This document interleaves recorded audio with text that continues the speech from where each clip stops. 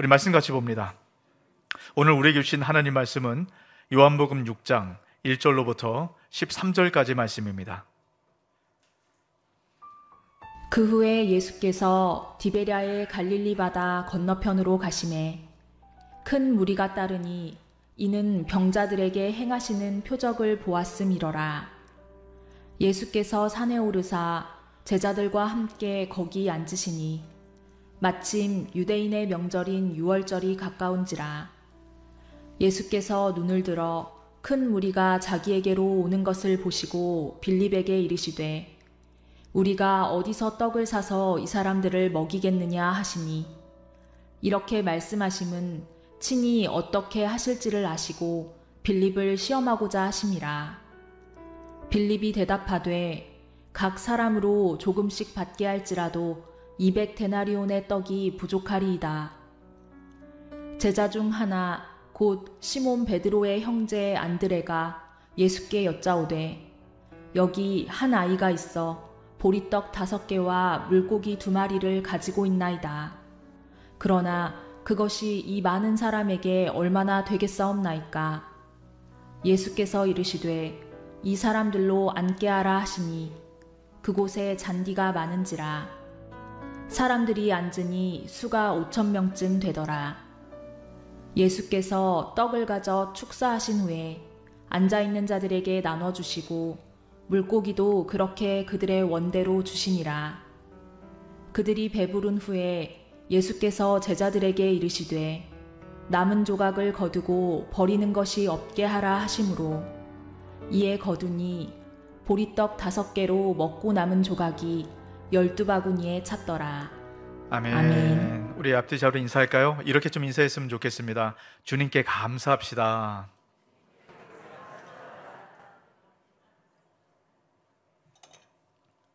네, 여러분 주님께 감사하는 마음이 막 이렇게 생겨나시죠? 네. 여러분 그 미국의 캘리포니아 대학 안에 그레이터 굿 사이언스 센터라는 곳이 있다라고 합니다. 이제 그곳은 어떤 곳이냐면요. 2014년부터 이제 5년 동안 감사가 우리 안에 어떤 영향력을 미치는가, 그 감사과학과 실천의 확장이라는 이제 제목을 갖고 아주 거대한 이제 프로젝트를 진행했다 그래요. 그래서 이제 그 결과물을 갖고 감사의 재발견이라는 책을 써냈습니다. 그 내용이 보면요, 감사가 얼마나 많은 영향을 미치는지 몰라요. 우리 개인을 변화시킬 뿐만 아니라 가족과 이웃과 심지어는요 나라까지 변화를 시킨다. 이제 이런 실험 결과를 내놓은 거예요. 우리 개인의 삶에 있어서는 심혈관계 질환, 여러분 심혈관계 질환이 의심되시는 분들은 잘 들으십시오. 감사하면 심혈관계 질환에 아주 좋은 효과가 있다라는 겁니다. 뿐만 아니라 우리 건강 전체에 아주 좋은 효과가 있다라고 이제 과학적인 이제 결과를 만들어낸 거예요. 또 감사를 하면 연인 관계도 아주 친밀해진다라고 얘기를 합니다. 여러분 이 부부 안에 또 연인으로 계신 분들은 감사 고백하시기 바랍니다. 그러면 그 안에 친밀함이 더욱더 돈독해진다라고 이야기를 해요. 또 자녀들이 어렸을 때부터 성장을 할 때 감사를 배우고 자란 아이들과 그렇지 않은 아이들과는 큰 차이가 있다는 거예요. 감사를 배우고 자란 아이들은 여러 면에서 성공할 확률이 굉장히 높아진다라고 얘기합니다. 또 이 감사가 한 나라의 투표율까지도 높이게 되는 여러분 그런 능력이 있다라고 얘기해요. 감사 굉장하죠? 근데 여러분 어떠세요? 이런 감사의 능력 처음 들으세요? 우리가 감사의 이 능력에 대해서 여러 번 듣습니다. 그런데 감사에 관련된 책은 매년 나옵니다. 제가 소개시켜드린 책은 2022년도에 나온 책이에요. 여러분 왜 매번 감사에 대한 책이 이렇게 나올까요? 감사의 능력과 은혜가 풍성한 것을 알면서도 우리가 감사하지 못하거든요. 여러분 이 감사가 이렇게 좋은데 왜 이렇게 감사가 안 될까? 여러분 우리 안에 신앙의 재발견이 필요합니다. 예수님 안에서 여러분 감사가 어떤 것인가 우리가 그것을 잘 발견하고 찾아야 돼요. 여러분 우리가 감사의 재발견이 있기 위해서는 우리 시선이 바뀌어야 됩니다. 여러분 이것이 어떤 의미인가 오늘 말씀을 통해서 감사가 재발견되는 저와 여러분 되시길 주의 이름으로 축복합니다. 아멘. 여러분 예수님께서 공생의 사역을 하실 때 참 많은 사람들이 예수님을 따라다녔습니다. 오늘 말씀도 마찬가지예요. 아주 많은 병자들과 무리들이 예수님을 따라갑니다. 이들을 보시고 주님께서 목자 없는 양 같은 이들을 불쌍히 여기셔서 이들의 병을 고쳐주시고 여러 가지 말씀을 통해서 이들에게 가르쳐 주십니다. 그러다가 어느 날 날이 어두워진 거예요. 이 장소는 광야 한복판에 한 산에 있었던 이야기예요. 날이 어두워지니까 제자들이 예수님을 찾아와서 얘기합니다. 예수님, 예수님, 이대로 있다가는 다 굶게 생겼습니다. 이 사람들을 마을로 내려보내서 먹을 것을 사 먹게 하십시오. 이 말을 들은 예수님께서 이렇게 말씀하세요. 아니다. 너희들이 먹을 걸 주어라. 이 얘기를 들은 제자들이 너무 당황스러운 겁니다. 여러분, 갖고 있는 게 뭐가 있어요? 돈도 없는데. 아니, 어떻게 먹을 것을 주라고 하시는가? 여러분, 그때 계산이 빠른 빌립이 전체 인원수가 얼마나 되는가 한눈에 꿰뚫어 봤습니다. 남자만 5,000명. 그럼 여자와 어린아이까지 합쳐서 2만 명의 사람들이 있는 겁니다. 계산을 해보니까요, 조금씩만 먹더라도 200데나리온의 떡으로도 부족합니다. 계산이 나오는 거예요. 200데나리온, 7달치의 월급이에요. 여러분, 대충 얼마나 비용이 들까? 이런 감이 오시죠? 여러분, 적은 금액이 아니잖아요. 제자들이 이런 돈이 어디 있겠습니까? 여러분, 이때 안드레가 저쪽 한 구석에서 머리를 긁적이면서 예수님께 와서 한 도시락을 내놓는 겁니다. 어린아이가 갖고 있었던 보리떡 5개와 물고기 2마리예요. 이걸 주님께 내드리며 이렇게 얘기하는 겁니다. 예수님, 이 도시락 하나가 있긴 한데 이 많은 사람들에게 이게 뭔 도움이 되겠습니까? 그때 주님께서 그 도시락을 받으셨어요. 보리떡 5개와 물고기 2마리를 받고 축사하신 후에 제자들에게 이것을 나눠주어라 라고 말씀하셨습니다. 여러분, 제자들이 말씀대로 나눠주는데요, 그곳에 있던 사람들이 배부르게 먹고 12바구니에 넘치도록 남았다 라고 말씀합니다. 여러분, 놀라운 기적이죠. 여러분, 근데 오늘 우리 말씀 가운데서 이 기적이 어떻게 일어났는가, 가장 중요한 핵심, 여러분 이걸 찾으셔야 돼요. 이 놀라운 기적이 여러분 어떻게 일어났을까요? 그 답은 11절에 있습니다. 자, 우리 11절 말씀 같이 한번 읽어볼까요? 예수께서 떡을 가져 축사하신 후에 앉아있는 자들에게 나눠주시고 물고기도 그렇게 그들의 원대로 주시니라. 자, 여러분, 오병이의 기적이 일어난 가장 핵심적인 원인이 뭘까요? 축사하신 후에. 여러분, 축사하셨을 때 이 기적이 나타납니다. 여러분, 축사하셨다, 이 말씀을 잘 기억하십시오. 이 축사하셨다라는 말은 유카리스트라는 헬라어를 사용하는데요, 이 말은 감사하다라는 겁니다. 그냥 감사한 게 아니고 생각하고 생각했을 때 안에 깊은 곳에서 우러나오는 감사. 이 감사가 오병이의 놀란 기적의 역사를 만들어냈어요. 여러분, 우리 안에 이 감사를 회복해야 됩니다. 이 예수님의 감사를 통해서 우리 안에 감사의 재발견이 일어나야 돼요. 자, 여러분, 이 동일한 본문의 내용을 갖고 누가복음에서는 약간 다르게 그렇게 설명합니다. 누가복음 9장 16절입니다. 예수께서 떡 5개와 물고기 2마리를 가지사 하늘을 우러러 축사하시고. 어떻게 해요? 하늘을 우러러. 하늘을 우러렀다는 것은 하늘의 시선을 고정하고 감사 기도를 드렸다는 겁니다. 여러분, 여기에 중요한 의미가 담겨져 있어요. 지금 예수님께서는 하늘을 우러러, 하늘의 시선을 고정하고 생각해서 그 안에서 올라오는 감사로 주님께 올려드렸을 때 오병이의 놀라운 기적의 역사가 나타났다는 겁니다. 여러분, 이 말씀을 기억하시길 바라요. 자, 여러분, 5절 말씀을 보시길 바랍니다. 예수께서 눈을 들어 큰 무리가 자기에게로 오는 것을 보시고 빌립에게 이르시되 우리가 어디서 떡을 사서 이 사람들을 먹이겠느냐 하시니. 여러분, 예수님의 질문이 뭡니까?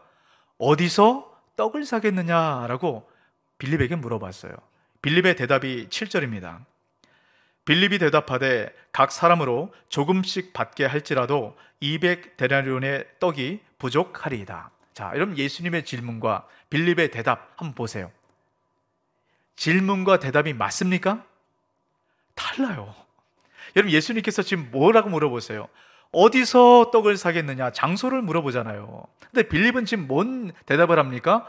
어떻게에 대한 대답을 하고 있어요. 여러분, 이상하지 않습니까? 예수님은 어디서? 라고 물어보는데 도대체 왜 빌림은 어떻게? 라는 동문서답의 엉뚱한 이런 대답을 하고 있는 것일까요? 오늘 말씀에 이것은 빌립을 시험하시기 위함이다 라고 말씀합니다. 6절입니다. 이렇게 말씀하시면 친히 어떻게 하실지를 아시고 빌립을 시험하고자 하심이라. 지금 빌립을 시험하고 있어요. 여러분, 빌립은 왜 예수님의 질문에 엉뚱한 대답을 했냐면 지금 빌립은 땅의 세상만 바라보고 있습니다. 근데 예수님은요, 하늘을 바라보고 계세요. 여러분, 땅의 세상은 어떤 곳입니까? 부족함이 있는 곳이에요. 배고픔이 있는 곳입니다. 갈증이 있는 곳이에요. 부족함, 배고픔, 갈증이 있는 곳, 여러분 이곳을 바라보면 늘 불안하고 염려 가운데 살아갈 수밖에 없습니다. 하지만 예수님은요, 하늘을 바라보셨어요. 여러분, 그 하늘엔 지금 뭐가 준비되어 있습니까? 오병이의 기적이 준비가 되어 있어요. 주님께서 감사함을 통해서 하늘문이 열려진 순간 오병이의 기적이 땅으로 쏟아져 내려오게 된 것입니다. 그러니까 주님께서는 감사하게 되신 거예요. 여러분, 이 시선을 기억하시기 바랍니다. 땅이 아니라 하늘을 바라보기 시작할 때 감사의 은혜가 넘치게 돼요. 여러분, 우리가 땅에 있는 것, 다시 말하면 배고픔, 갈증, 문제, 이것이 있는 땅을 바라보며 살아갈 때 우리는 늘 떡을 취하려고 합니다. 여러분, 떡 따라가면 결국 우리 욕심을 채우는 그런 삶을 살아가게 돼요. 여러분, 이 오병이의 기적의 현장에서 배부르게 먹었던 사람들 잘 생각해 보세요. 여러분, 이들이 얼마나 큰 은혜 누렸습니까? 하루 종일 굶었거든요. 근데 배부르게 먹었어요. 얼마나 행복하고 얼마나 감사했겠습니까? 그래서 이렇게 얘기를 합니다. 15절입니다. 그러므로 예수께서 그들이 와서 자기를 억지로 붙들어 임금으로 삼으려는 줄 아시고 다시 혼자 산으로 떠나가시니라. 이런 너무 은혜가 감사해서 예수님을 왕으로 섬기려고 했어요. 근데 예수님께서 떠나갔다라는 겁니다. 여러분, 이상하죠? 예수님께서 이 세상에 오신 이유는 이 세상의 왕으로 다스리기 위해서 오셨어요. 그러면 사람들이 예수님을 왕으로 섬긴다, 예수님을 따르겠다는 것 아닙니까? 그러면 그들을 받아들이셔야죠. 왜 그들을 떠나갔을까요? 그럼 이들은 예수님을 임금으로 왕으로 섬기겠다라고는 말은 하지만 마음은 그렇지 않아요. 자, 26절에 이들의 마음이 드러납니다. 26절 말씀 같이 한번 읽습니다. 예수께서 대답하여 이르시되 내가 진실로 진실로 너희에게 이르노니 너희가 나를 찾는 것은 표적을 본 까닭이 아니요 떡을 먹고 배부른 까닭이로다. 이들이 지금 예수님을 찾는 이유가 뭡니까? 예수님을 임금으로 삼으려고, 예수님을 왕으로 모시려고요? 아니요, 예수님이 주신 떡, 이게 좋았어요. 야, 예수님만 모시고 살면, 예수님만 따라가면 날마다 배부르게 먹고 살아갈 수 있겠구나. 여러분, 예수님 따라오는 사람들은 가난한 사람들이에요. 병 고칠 돈도 없는 사람들입니다. 근데 예수님 따라가니까 배가 부르거든요. 야, 예수님 따라가면 언제든 배부르게 먹고 살 수 있겠구나. 이 생각으로 예수님을 임금으로 삼으려고 했던 겁니다. 이들에게 예수님께서 27절과 같이 말씀하세요. 썩을 양식을 위하여 일하지 말고 영생하도록 있는 양식을 위하여 하라. 이 양식은 인자가 너희에게 주리니 인자는 아버지 하나님께서 인치신 자니라. 이 떡을 지금 뭐라고 얘기합니까? 썩을 양식, 곧 있다가 사라질 양식이라는 거예요. 여러분, 이 떡 때문에 예수님을 따르는 사람들은 떡이 없어지는 순간 예수님을 떠납니다. 하지만 예수님을 따르는 사람들은 영원한 떡을 먹게 돼요. 여러분, 예수님을 왜 믿고 따르십니까? 떡 때문에 따르십니까? 그 떡은 한순간 사라져요. 예수님 바라보고 예수님 따르시길 주의 이름으로 축복합니다. 그럴 때 영원한 하나님의 은혜가 우리와 함께 하는 거예요. 여러분, 그러기 위해서는 주님께서 바라보시는 하늘의 시선을 두고 살아가야 됩니다. 우리가 지난 한 주간 동안에 감사 남은 특별 새벽 기도회를 했어요. 우리가 다니엘서 말씀을 함께 나눴는데요. 저는 이 감사 남은 특별 새벽 기도, 이 시간에 참 많은 은혜가 있었습니다. 여러분, 다니엘서 말씀 나눌 때 여러분 어떠셨어요? 어려우셨죠? 꿈과 환상에 대한 이야기를 하니까 도대체 이게 무슨 소린가? 아마 여러분 이런 느낌이 드셨을지 모릅니다. 근데 여러분, 그 안에 너무너무 중요한 진리가 있습니다. 여러분 절대로 놓치지 말아야 될 여러분 하나님의 놀라운 비밀이 있어요. 여러분 그것 기억하십시오. 그게 뭡니까? 땅의 세상은 짐승들이 사는 세상이에요. 아주 무서운 짐승들. 이 짐승들이 사람을 핍박하고 억압합니다. 그러니까 이 땅의 세상은 고통과 아픔과 배고픔과 굶주림이 있어요. 하나님의 백성들이 고통당하며 살아갑니다. 하지만 동일한 시간의 천상에서는요, 하늘에서는 어떤 일이 벌어집니까? 이 짐승들을 심판하고 하나님의 백성들을 거기서 건지셔서 영원한 나라에서 영원한 하나님의 은혜를 누리며 살아갈 수 있도록 모든 준비가 진행되고 있습니다. 곧 이 은혜가 나타나도록 준비가 끝나 있어요. 이 두 세상이 동시에 진행되고 있습니다. 여러분 지금도 마찬가지예요. 지금도 우리가 살아가는 이 세상을 보면 어떻습니까? 여러분 힘드시죠? 어려워요. 이것이 이 세상의 특징입니다. 이 세상은 늘 배고픔이 있고 갈증이 있고 만족이 없습니다. 하지만 동시에 하늘에서는 우리의 가장 만족스러운 것으로, 가장 좋은 것으로 지금 두 세계가 동시에 진행되고 있습니다. 근데 여러분 우리가 땅의 세상을 바라보면 늘 부족하죠. 늘 불만입니다. 하지만 하늘의 세상을 바라보면 땅에 문제가 있고 어려움이 있어도 곧 끝나거든요. 하나님 지금 준비하고 계시거든요. 곧 하늘문을 여시고 오병이의 놀란 기적을 쏟아부어 주실 거거든요. 그 하늘을 바라보면 감사와 기쁨과 감격으로 살아가게 되는 것이에요. 여러분 이 시간 영적인 눈이 열려서 땅이 아니라 그 천상의 세계, 지금 있는 그 세계를 바라보시길 주의 이름으로 축복합니다. 여러분 우리가 보이지 않는다고 없는 게 아니거든요. 근데 우리는 보이지 않기 때문에 없다라고 생각해요. 여러분 천상의 세계가 없다라고 생각합니다. 그냥 막연한 우리가 만들어 놓은 그 소망 이렇게 생각해요. 아닙니다. 여러분 우리가 보이지 않는다고 없는 게 아니에요. 제가 이것을 여러분께 증명해 보여드릴게요. 제가 영상 하나 보여드릴 텐데요. 이 영상 보면서 여러분 잘 답을 한번 찾아보십시오.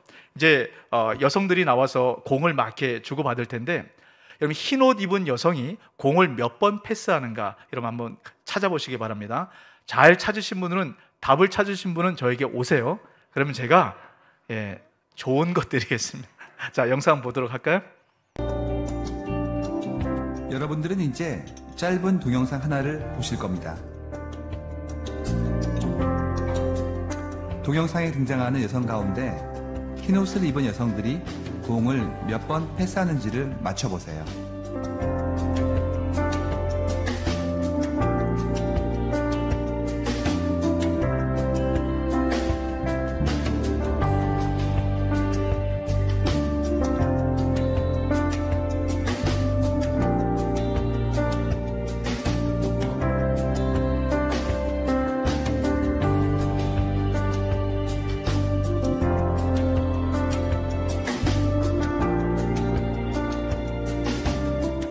자, 여러분 몇 번일까요?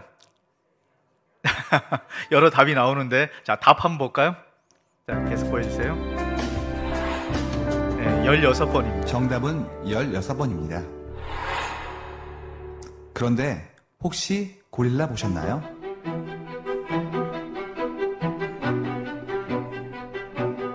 하버드 심리학과에서 만든 이 실험 영상을 본 사람 가운데 지금까지 절반이 고릴라를 보지 못했습니다.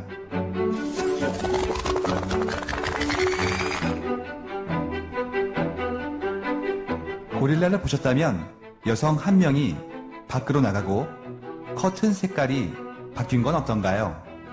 보셨나요? 있는데 못 보는 거죠. 그리고 없다고 생각하는 거죠. 자, 여러분 어떠세요? 여러분 다 찾았고 다 보셨나요? 우리는 보고 있다라고 생각하지만 사실 못 보는 게 많습니다. 여러분 그 이유가 뭘까요? 공의 마음이 빼앗기기 때문이에요. 공의 마음이 빼앗기면 다른 것이 있어도 못 봐요. 여러분 독일의 속담 가운데 이런 게 있습니다. 선물이 아니라 선물을 주는 손을 보라. 여러분 우리가 공에, 선물에 우리 마음이 빼앗기면 주님께서 우리 삶 가운데 예비하신 은혜가 있음에도 불구하고 못 보는 겁니다. 여러분 이 땅의 삶, 이 땅의 떡 이것 따라가기 위해서 그렇게 아등바등 애쓰면 천상의 세계에서 주님께서 예비하신 은혜가 있음에도 불구하고 하나님 나라의 백성들이 누리는 그 특권이 있음에도 불구하고 못 보는 거예요. 그러니까 늘 불안하게 살아가는 것입니다. 이런 선물은 있다가도 없는 거예요. 이런 선물을 따라가는 사람들은 늘 실망합니다. 하나님, 당신께 실망했습니다. 이런 고백을 하게 되는 거예요. 하지만 선물을 주는 하나님의 손, 이 손을 보는 사람들은 실망하지 않습니다. 이 손은 영원히 우리와 함께 하거든요. 우리 안에 이런 믿음이 필요합니다. 이런 영적인 눈이 필요해요. 땅의 세상이 아니라 하늘의 세상을 바라보는, 여러분, 그 진짜 세상을 바라볼 때 우린 기쁨과 감격이 회복되는 것입니다. 여러분, 이 시선이 바뀌셔서 하나님의 은혜를 바라보는 저와 여러분 되시길 주의 이름으로 축복합니다. 아멘. 그러면 우리 삶 가운데 이런 감사가 회복되는 것입니다. 이것이 예수님의 감사를 통해서 우리가 발견할 수 있는 감사의 재발견이에요. 또 예수님의 감사를 보면 또 하나 우리가 발견할 수 있는 게 있습니다. 자, 여러분 9절 말씀을 한번 보시길 바랍니다. 지금 안드레가 예수님께 이렇게 말씀을 전하는 겁니다. 여기 한 아이가 있어 보리떡 5개와 물고기 2마리를 가지고 있나이다. 그러나 그것이 이 많은 사람에게 얼마나 되겠사옵나이까? 라고 얘기합니다. 오병이어를 갖고 와서 예수님께 얘기하는 겁니다. 예수님, 이게 있긴 한데 이거 뭐 어디다 쓰겠습니까? 지금 이렇게 이야기를 하고 있어요. 근데 예수님께서는 뭐라고 얘기합니까? 그걸 받으시고 감사했다라고 말씀합니다. 여러분, 똑같은 거예요. 똑같은 오병이어 도시락 하나입니다. 그런데 안드레는 염려가 되는 거예요. 불안한 겁니다. 근데 예수님은 어떻게 감사할 수 있었을까요? 여기서 우리가 감사의 재발견이 일어나야 돼요. 여러분, 그 현장에 몇 명이 있었다고요? 2만 명의 사람이 있습니다. 여러분, 도시락 하나, 이것으로는 한 명만 먹을 수 있어요. 그럼 나머지 19,999명은 못 먹는 것 아니겠습니까? 지금 안드레의 눈은 19,999명 못 먹는 사람, 여기에 눈이 가 있어요. 그러니까 작은 도시락 하나, 이게 마음에 들지 않는 겁니다. 이거 어디다 쓰나, 이런 얘기가 나오는 거예요. 하지만 예수님의 시선은 어디에 가 있습니까? 도시락 하나. 여기에 시선이 가 있을 때 이것 하나 있는 것 감사합니다 라고 고백하기 시작합니다. 여러분, 이 감사가 오병이어의 역사를 만들어내는 것이에요. 여러분, 우리 안에 왜 감사가 사라졌을까요? 우리가 예전엔 그렇게 하나님께 감사했는데 왜 지금 우리는 감사하지 못할까요? 가지고 있지 않은 것, 이것에 우리 시선을 두느라 우리가 갖고 있는 것, 이것을 보지 못하기 때문입니다. 이게 죄의 특성이에요. 한번 생각해 보세요. 여러분, 우리가 많은 것을 갖고 있습니다. 그러면 행복할까요? 여러분, 지금 많은 것을 위해서 우리가 살아가지 않습니까? 여러분, 기대하고 바라는 것, 여러분 다 가지면 여러분 행복할 것 같으세요? 감사할 것 같습니까? 그렇지 않아요. 여러분, 그것을 아담과 하와가 보여줍니다. 여러분, 아담과 하와가 하나님 두신 에덴 동산에 살았어요. 이 에덴 동산에서 어떻게 살았습니까? 하나님께서 아담과 하와에게 에덴 동산에 있는 모든 나무의 열매, 실과 다 따먹어라. 얼마나 행복했겠습니까? 어제는 이 열매, 오늘은 이 열매, 내일은 저 열매 따먹어야지. 너무 행복하고 너무 즐거웠겠죠. 여러분, 그런데 사단이 에덴 동산에 들어와서 아담과 하와에게 이렇게 얘기하는 거예요. 선과 악을 알게 하는 나무의 열매, 야, 그거 먹어. 그게 제일 맛있는 거야. 그 순간 아담과 하와의 어떤 마음이 들었습니까? 하나님께 원망이 되는 거예요. 하나님, 이 좋은 것 왜 우리에게 안 주고 하나님 혼자 먹으려고 하십니까? 여러분, 그 전에 어땠어요? 에덴 동산의 모든 것을 다 먹으면서 하나님께 감사했습니다. 그런데 없는 것 하나, 하나님께서 이것 안 된다고 말씀하신 그 하나의 마음이 쏘여지는 순간, 마음이 쏠리는 순간 불평과 원망이 생기기 시작합니다. 여러분, 우리 삶을 가만히 한번 보세요. 얼마나 많은 은혜들이 있습니까? 그런데 우리는 늘 없는 것, 이것에 마음을 두기 때문에 우리 안에 감사가 사라지는 거예요. 저는 이 말씀을 준비하다가 예전에 하나님께서 제게 주셨던 은혜가 다시 한번 떠올라서 참 많이 울었어요. 제가 예전에 선교단체에서 생활할 때 그때 기억이 떠올랐습니다. 여러분, 선교단체, 제가 있던 곳은 자비랑 선교단체예요. 여기서는 한 달에 60만 원 사례를 제가 지역교회 섬기면서 그렇게 받고 이 선교단체 생활을 했습니다. 여러분, 4인 가족이 살아가는데 60만 원 갖고 어떻게 살아요? 늘 부족하지 않겠습니까? 여러분, 그런데 제 평생의 삶 가운데 그때가 가장 행복했어요. 가장 좋았어요. 여러분, 우리 선교단체에 있는 간사들은 다 어려운 삶 살잖아요. 그런데 그때 참 많이 서로 나누고 베풀고 이렇게 살았거든요. 저희 가정은 만두 맛집으로 소문이 났습니다. 그러니까 만두를 사서 만두를 튀겨서 사람들에게 나눠주면 그 만두가 너무 맛있다고 많은 분들이 오셔서 또 함께하는 그런 시간을 가졌어요. 그러니까 사람들이 오니까 또 형편은 여의치 않고 이 만두는 사서 좀 나누고 싶은데, 얘는 어떻게 했냐면 가장 적은 비용에 가장 많은 만두, 이걸 찾아다녔어요. 여러분, 가장 싼 값에 가장 많이 들어있는 만두, 맛이 어떨까요? 맛이 없겠죠. 그러니까 가장 싼 값에 가장 많이 주게 되겠죠. 근데 우리는 그 만두를 튀겨 먹는데 세상에 그렇게 맛있을 수가 없는 거예요. 만두를 먹으면서 서로 하나씩 더 먹겠다고, 여러분, 그렇게 그 만두를 기억할 때마다 행복합니다. 제 입에 침 고이는 거 여러분 보이세요? 여러분, 그 만두 못 보셨죠? 안 드셔보셨으면 말을 하지 마세요. 너무너무 맛있어요. 제가 참 적지만 그렇게 행복한 시간을 보내다가 주님께서 저희 가정에게 말씀하셔서 이제는 교회로 좀 돌아갔으면 좋겠다, 교회를 섬겼으면 좋겠다, 이런 마음을 주셔서 선교단체에서 교회로 돌아왔습니다. 이러면 생활 환경은 더 좋아졌죠. 선교단체에 있을 때는 뭐 없으니까요. 더 맛있는 거 먹을 수 있고 더 좋은 건 먹을 수 있고 그런 시간들을 보낼 수 있습니다. 제가 한참 시간이 지나서 제가 선교단체에 있었을 때 먹었던 그 만두, 그 만두가 기억이 좀 생각이 나는 거예요. 그래서 이 만두를 좀 먹었으면 좋겠다. 그래서 우리 그 만두를 똑같은 걸 사와가지고 만두를 튀겨서 만두를 먹었어요. 이런 맛이 어땠을까요? 맛이 없는 거예요. 똑같은 만두인데 맛이 없는 겁니다.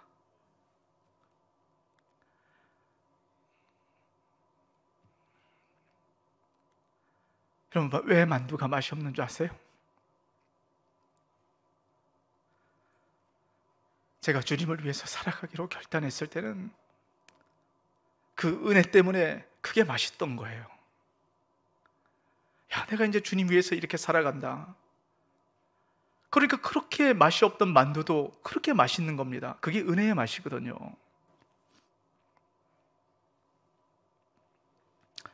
그런데 더 많은 것, 더 좋은 것, 이거 누리고 살아가는데 맛이 없는 겁니다.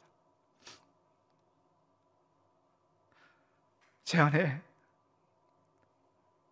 하나님의 은혜의 맛을 잃어버리지 않았는가, 이 마음이 들어와서 제가 주님께 많이 울었어요. 어제도 그 기억이 나서 너무 많이 울었습니다. 여러분, 그 맛 기억하세요? 예수님 처음 만났을 때 그 맛. 야, 이 예수님이면 내가 평생 예수님 붙들고 살아가겠다. 야, 이 예수님이면 다른 거 다 필요 없겠다. 또 어느 순간 주님께서 은혜를 베푸셔서 더 많은 것들을 가지고 더 많은 것들을 누리고 살아갑니다. 그런데 은혜가 되지 않는 거예요. 맛이 없는 겁니다. 은혜의 맛을 잃어버리기 때문이죠. 그럼 우리 왜 감사를 잃어갈까요? 은혜의 맛을 잃어버리기 때문이죠. 오늘 이 시간들을 통해서 다시 한번 그 은혜의 맛을 되찾으시길 주의 이름으로 축복합니다. 우리가 가지고 있던 것, 이거 당연하다고 느끼는 순간 은혜의 맛이 사라지거든요.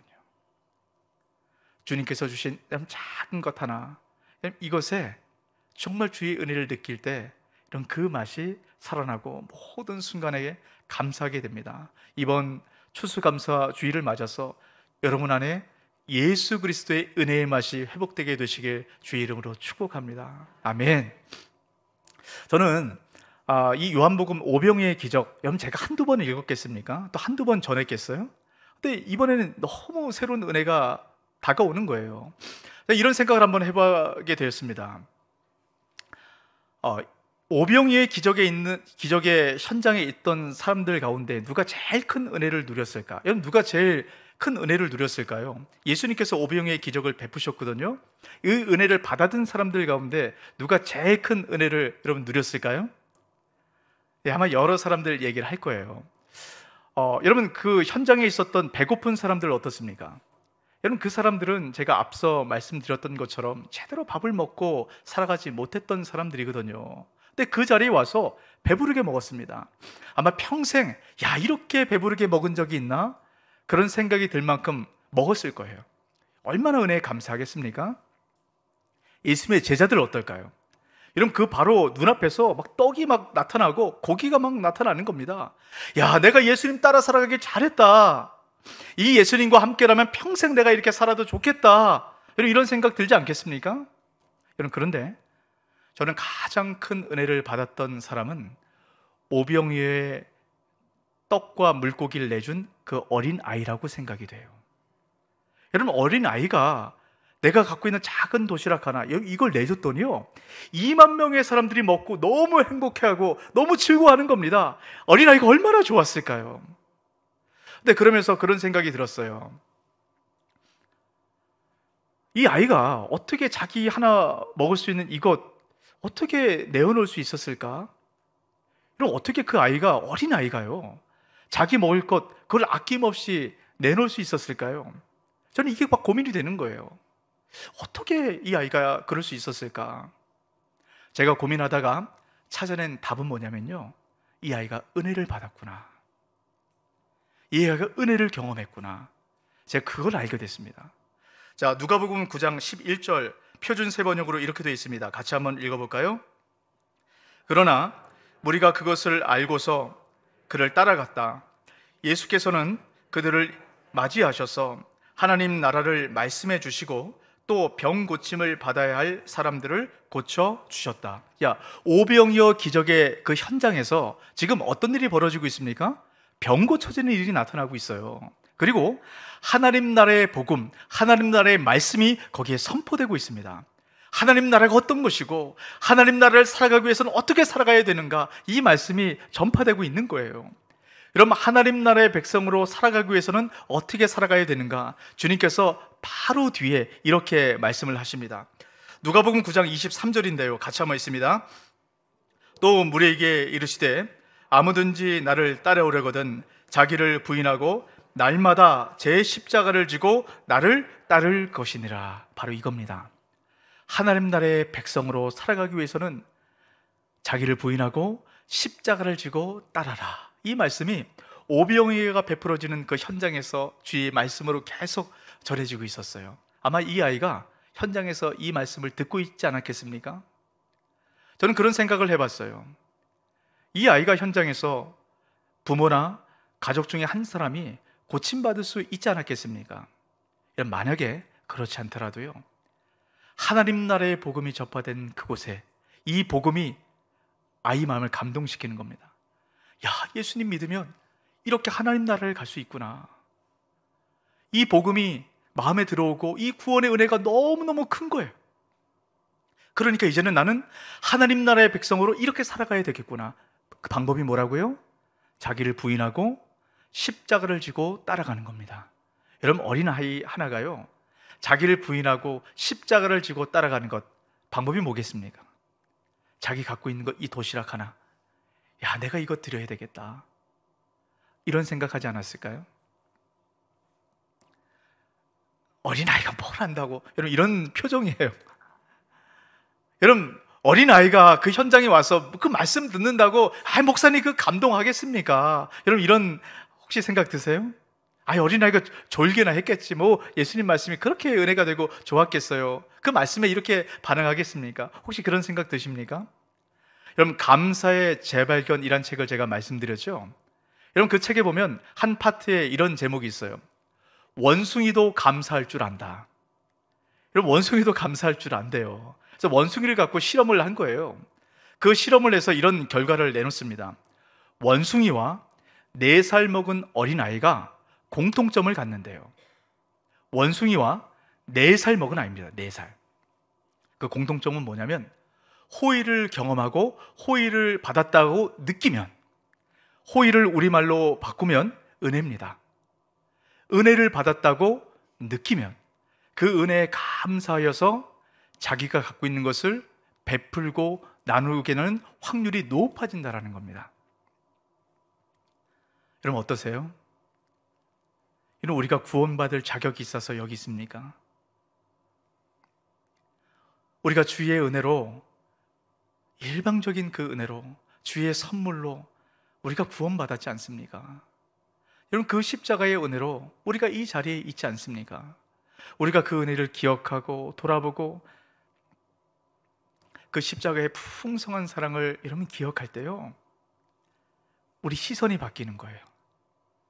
원숭이도 4살 먹은 아이도 그랬던 것처럼 더 이상 떡을 나를 위해서 애써 쥐고 살아가렸던 이 손을 놓는 겁니다. 내 안에 머물러 있던 시선을 주변으로 바꾸는 거예요. 다른 사람들에게 바꾸는 겁니다. 이렇게 시선이 이동하기 시작할 때 여러분 그 아이는 정말 큰 기쁨과 감사의 삶을 살게 되는 것입니다. 여러분 주님께서 오늘도 이 말씀을 통해서 우리 안에 이 감사가 재발견되기를 원하십니다.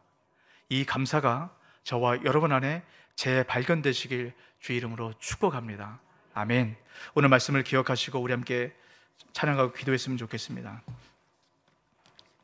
여러분 주님께서 베풀으셨던 여러분 그 은혜 혹시 기억나세요?